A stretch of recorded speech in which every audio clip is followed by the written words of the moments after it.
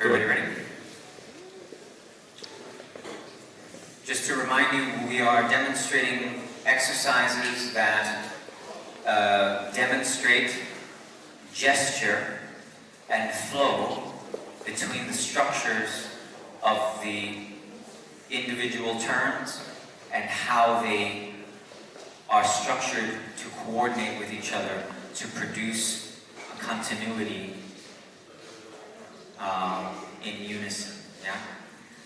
These are not the only possibilities, but they introduce you to gesture and flow and how the structure it induces that and facilitates that. Right?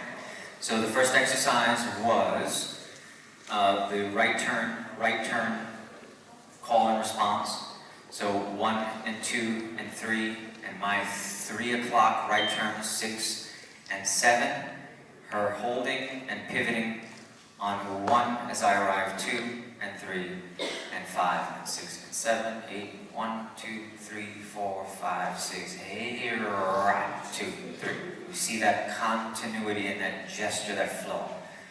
5, 6, 7, and 1, 2, 3. And that gesture and that flow can actually communicate what it is that I'm looking for, just simply by doing something that logically has gesture and flow after something that I've done. The left version, 1, 2, 3, 4, 5, 6, 7. The gesture continues through the crossbody lead, and I then continue through and open again, and etc., etc., etc.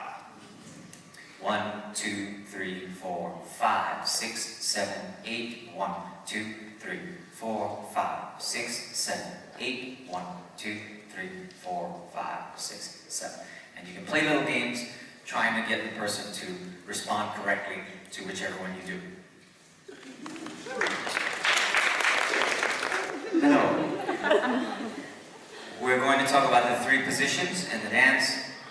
The starting position, 2 fingers, palm down, left hand, 90 degrees, straight wrist, relaxation, fingertips sticky, but hands, wrists, elbows, shoulders, neck, eyebrows, lips, relaxed. The open position is the other connection.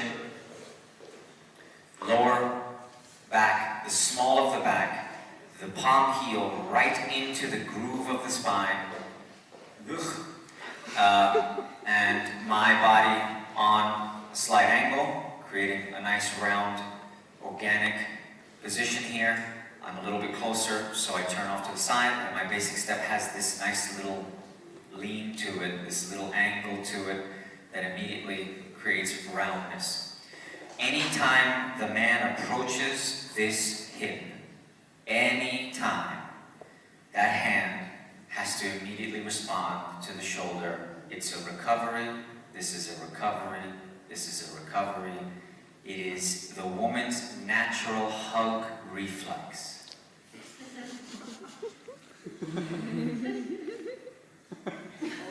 Every woman has this hug reflex. Even if you see a woman you don't know and you do this, she will do that, and then she will hit you.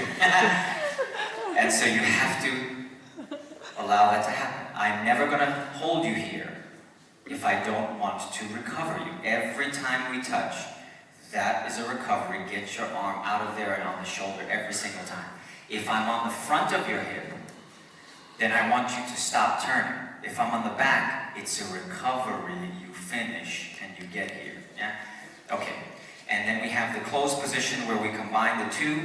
We elevate and get the angle and the lower back, keeping the ethnicity, keeping the Africanness, keeping the culture in the dance as opposed to the frame, which we don't use. Yeah? Ooh, you want to do that? We didn't do that yesterday? Yeah. So walk through 1.5, hook slide 1.5. Walk, walk, pivot, step, hook, slide, walk, walk, pivot, pivot, rock in place, walk, walk, pivot, step, hook, slide, walk, walk, pivot, pivot, rock, and place. You notice the drawing back of the 1 on the second repetition before the crossbody lead. 1, 2, 3, 5, 6, 7. 1, 2, 3. Same thing as the crossbody lead expansion before the explosion. Yeah? Anything else? Glutes. You want me to do? I think I just turned on my ball. Thank you guys. Good night.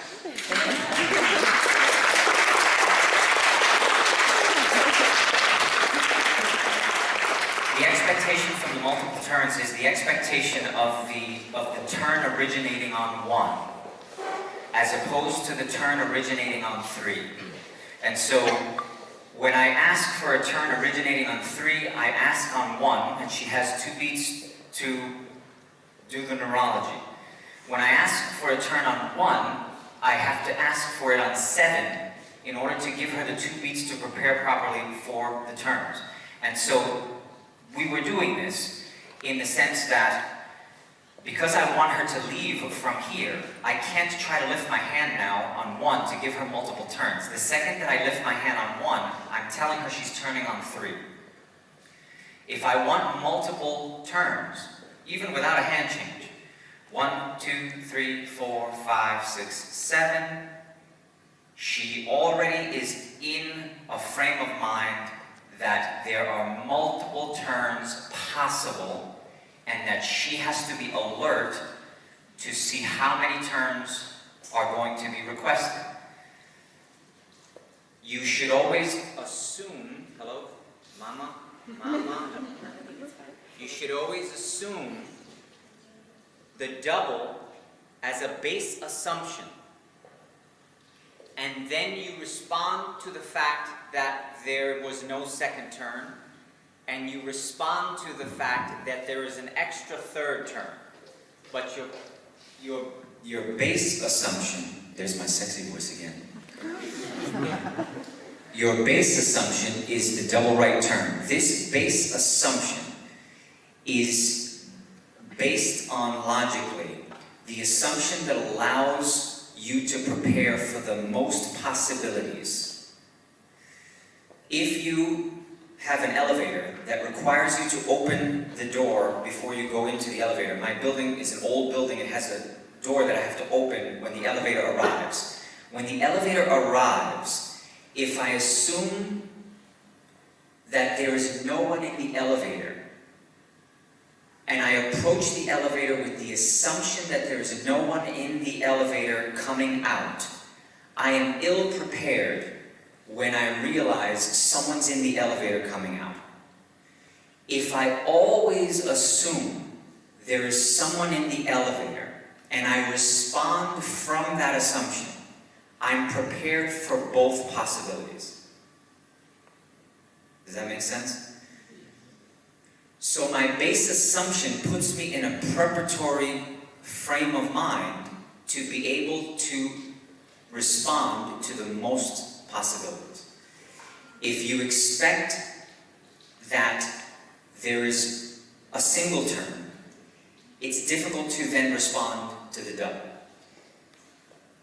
You respect the double, it's easy to pivot on 1, land on 2, and realize there's nothing else there. And it's very easy to realize as you're approaching the 2 that there's more than just another turn happening. And the only thing that I have to do to indicate to her that there are multiple turns happening, and I don't say this from the textbook, I say this from executing this for 25 years. All I have to do to tell her that this is only 1, and I didn't stop her, that wasn't right? Is all I have to do is keep rotating my wrist. You see that? The act of trying to get back to a palm-to-palm position, the action of trying to return to a palm-to-palm position, that action itself, she feels that while she's turning, and it makes her feel like she wants to continue. When that action, you see the action, the return to palm doesn't exist, she no longer feels the urge to continue turning.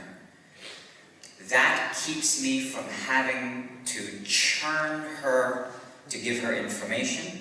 It changes the cadence of the turns so that they are more rhythmical and they are more connected to the musicality and musicness of what we're doing, as opposed to just turning her pa pa pa. She has pa pa ru du ku fa, right? There's a much more ingrained rhythmical structure now that she is adopting to execute these turns, and she can do them all by herself. She doesn't need me to do 3 turns. She can easily use the structure to accomplish the 3 turns by herself, and because they progress the way they do, there's plenty of time for her to read that he wants more. Does that make sense? Make sense? More question? No. That's how I get her to understand and prepare. The time, remember, what's true on 7 may not be true on 8. What's true on 1 is not true on 2 or on 7. It changes the circumstance. And because I did prepare her on 7, she knows I want to use this now. And when she makes that assertion, she has to assume multiple turns are possible, and I have to prepare myself to be able to deal with any number of turns that he throws at me. If you assume 1, you're going to be surprised when he wants more, right? That's all it is. It's very simple. Yeah? Thank you, guys.